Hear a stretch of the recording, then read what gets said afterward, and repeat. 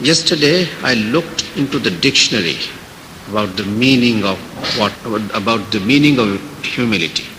And I was appalled and shocked to death when they said humility is debasing yourself, is becoming small.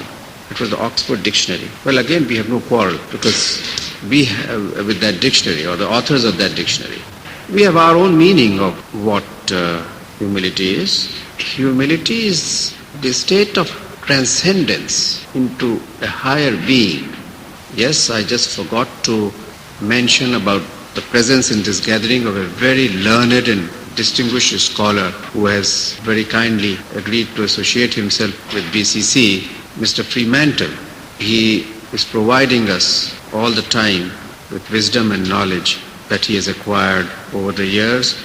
And he said that perhaps humility in its Greek language and an expression meant humility rather is related to what they say majesty. Majesty is where humility is.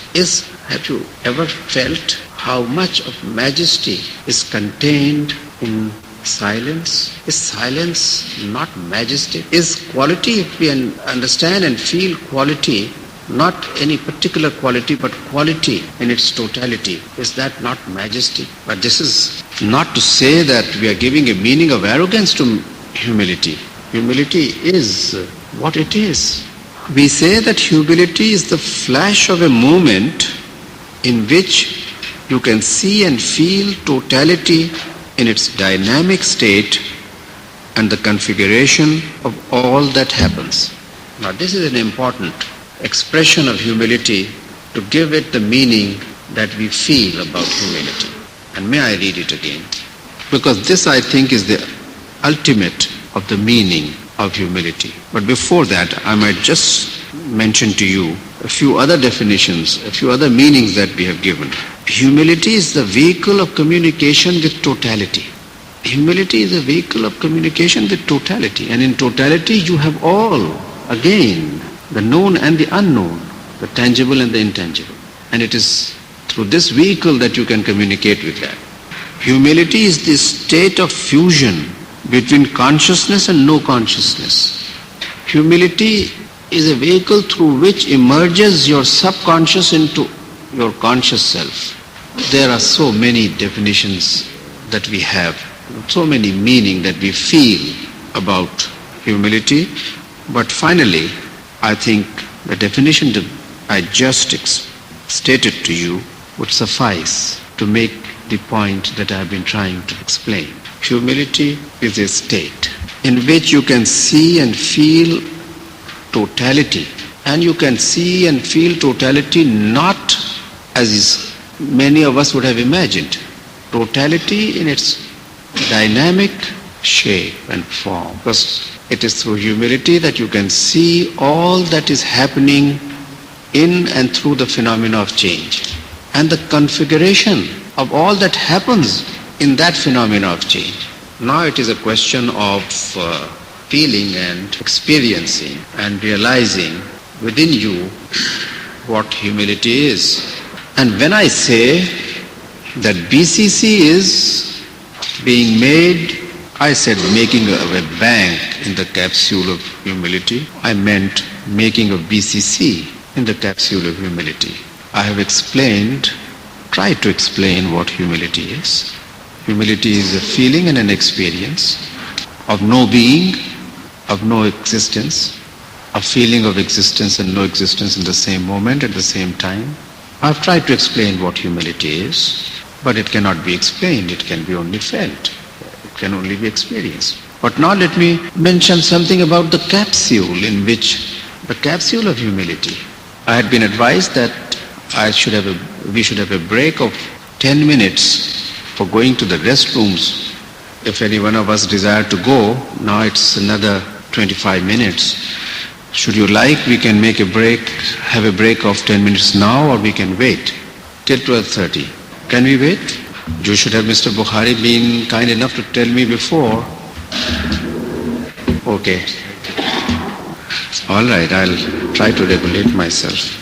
I have used this word capsule with a particular purpose in order to give you an indication of the dimensions of humility. Because if humility is contained in a capsule, I'm sorry when I express my inability to address this gathering in an adequate manner because of the age and variation in professions and experience and so on. I just forgot to express my thanks to Dr. Nizami and Dr. Manullah and Dr. Hamid, who have also been kind to attend this conference. This capsule reminded me of their presence.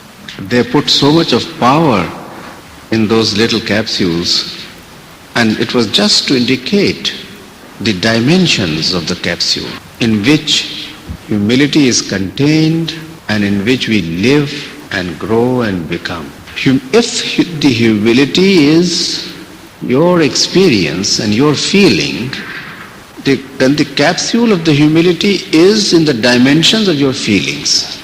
And then the capsule of humility, that is VCC, is the volume and dimensions of the feeling of humility in the 10,000 members of the family. And now it depends on the volume of humility in which we live, depends on the volume of the feelings of humility of 10,000 people. But if we were to understand the meaning of humility, which I may call the cosmic humility or the ultimate of humility, humility as a substance, humility per se, then its volume is only infinite. Because if humility is synonymous with the state of no existence, then it is infinite. And if we start living in the infinity of humility, Mr. Luqman, then we would be living in the totality of the state of existence, no existence, and the totality of existence which is contained in the state of no existence in its dynamic shape. We would be living in all that is and all that is happening, and then we would be able to deal with all that is tangible and that is intangible, that is known and unknown, visible and invisible.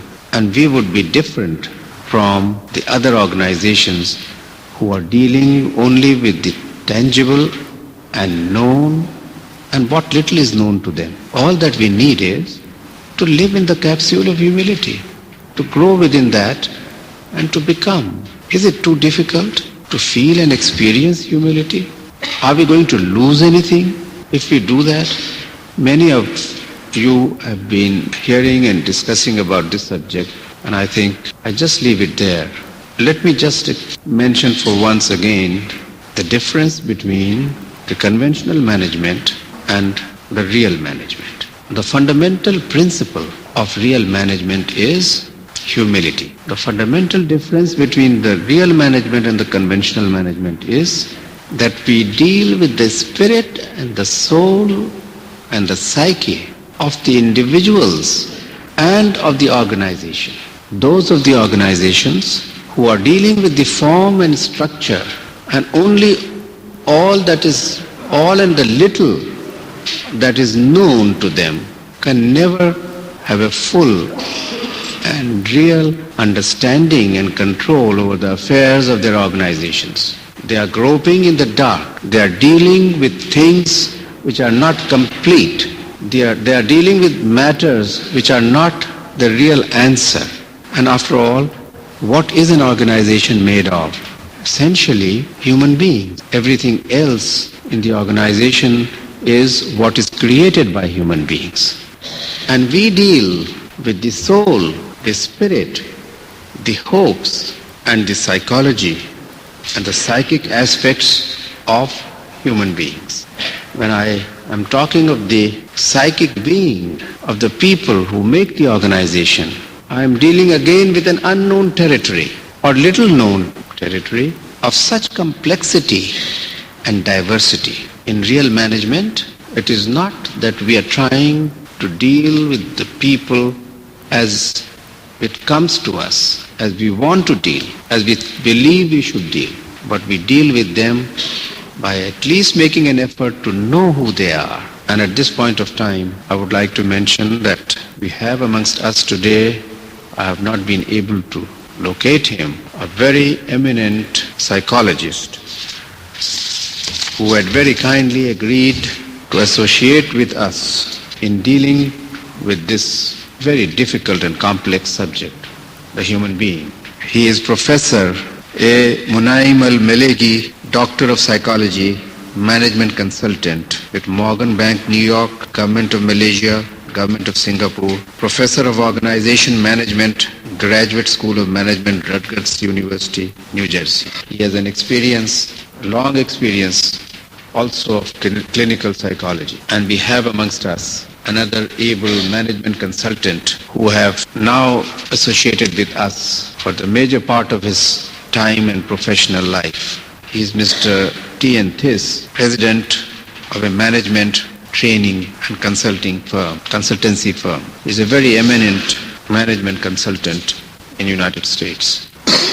They would enlighten us on the subject of humility and management and various other topics. The 10 minutes that I have before we disperse for a few minutes, may I mention that 2 days ago we were in Cartagena in the People's Republic of Colombia, participating in the Third World Prize distribution ceremony, which was awarded by the Third World Prize Committee and presented by the President of Colombia. The prize went to Mr. Pardo, who had spent a major part of his life in convincing the world and formulating a law of the sea, which has now become, through his efforts, beyond the territorial waters of the states, a common heritage of mankind. And in the course of his very learned address, he said many things. He mentioned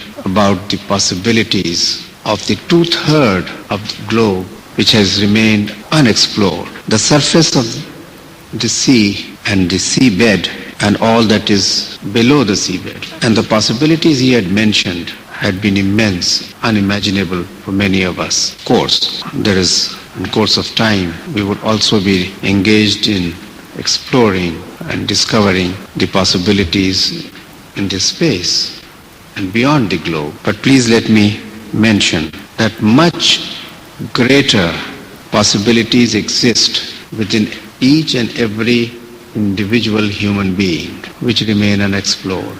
And that is the realm of human psyche, the energy psyche of human beings.